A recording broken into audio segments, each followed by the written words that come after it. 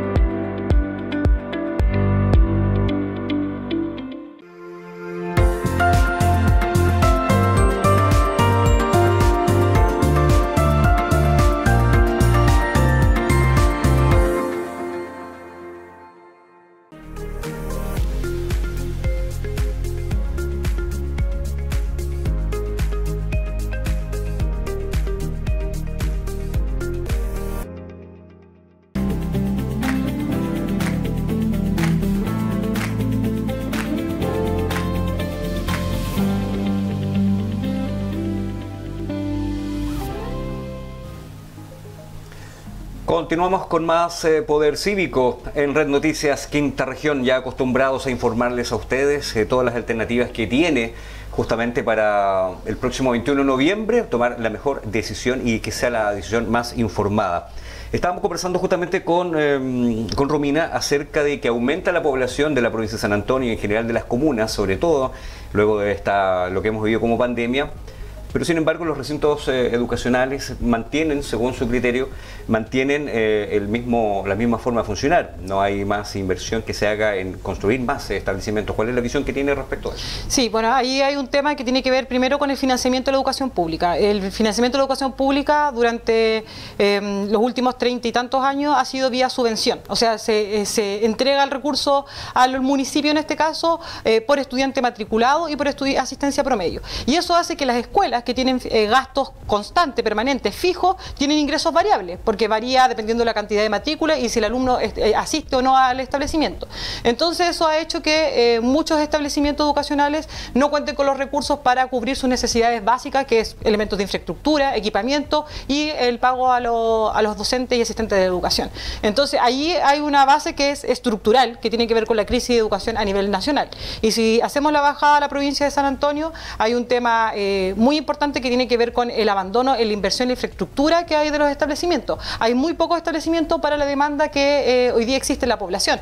Entonces es súper importante que se comiencen a pensar tanto en proyectos de restablecer establecimientos, o sea, equiparlos, mejorar la infraestructura, y por otro lado también, ¿por qué no pensar en abrir nuevos establecimientos? Eso sería un hecho histórico a nivel país en cuanto a que se abra el establecimiento en la provincia de San Antonio. Ahí hay también si nos vamos a la historia, también hay un tema que nos parece importante señalar.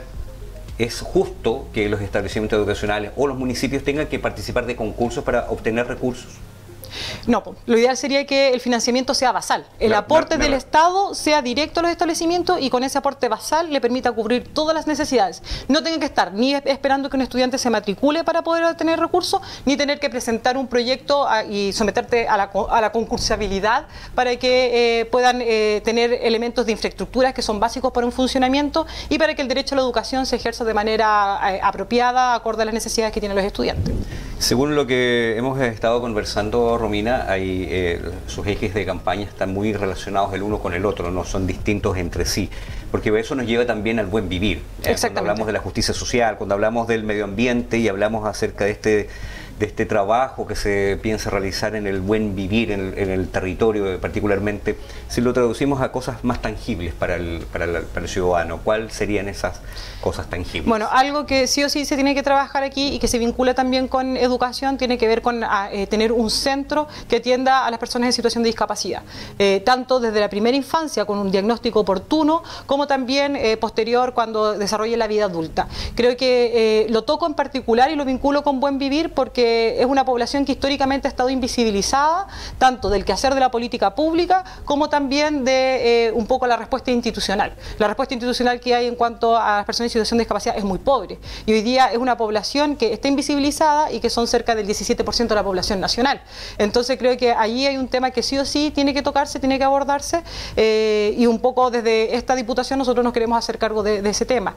Otro tema también que es muy importante y que es otro eje que tiene que ver con el reconocimiento del cuidado, de la labor del cuidado, tanto de niños, niñas, personas en situación de discapacidad o personas mayores, la labor de cuidado que en un 97% lo realizan mujeres, sea reconocido primero como una labor, que ahí es una responsabilidad del Estado también hacer ese reconocimiento, y por otro lado que sea reconocido como un trabajo.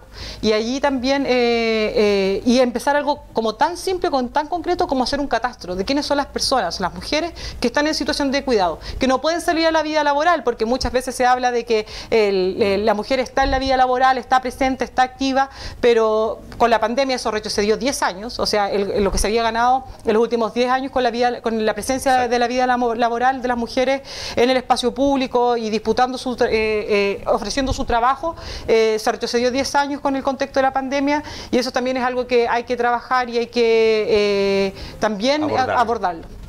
Perfecto, vamos a solicitarle a Romina, ¿cierto?, que aproveche estos segundos que nos quedan para que pueda dirigirse justamente a usted e invitarle a por qué tiene que usted preferirla el próximo 21 de noviembre.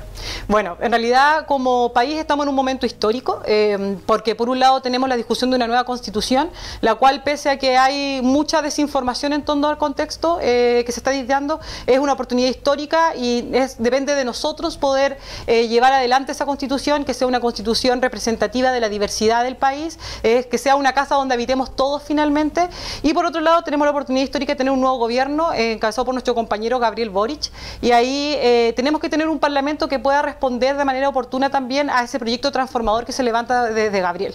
Entonces la invitación es primero a conocer estas candidaturas. Nosotros, aparte de estos ejes que pudimos profundizar así a la rápida en esta instancia, tenemos muchas propuestas que son atingentes a la realidad del distrito, pero también que se marcan dentro de un proyecto mayor, que es el proyecto de un gobierno transformador, un gobierno que le devuelva la dignidad al pueblo de Chile, esa dignidad que se manifestó muy fuertemente para el tiempo del estallido, que se levantaron demandas muy claras como el fin al sistema de pensiones, pero que hoy día tenemos que hacerlo realidad, y teniendo un gobierno y teniendo un parlamento que se ponga a disposición de esas transformaciones es lo que queremos representar en esta campaña.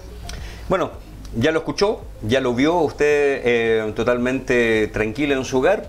Bueno, y si quiere saber un poco más, obviamente visiten las redes sociales de Romina Maragaño. Un abrazo para cada uno de ustedes, que descansen. Nosotros vamos a seguir en otra oportunidad con más Poder Cívico en Red Noticias Quinta Región. Este programa fue presentado por Restaurant Los Cordobeses, único supermercado, Illich Preto, Agua Brisas del Valle y su boutique americana, constructora y maderera de la costa.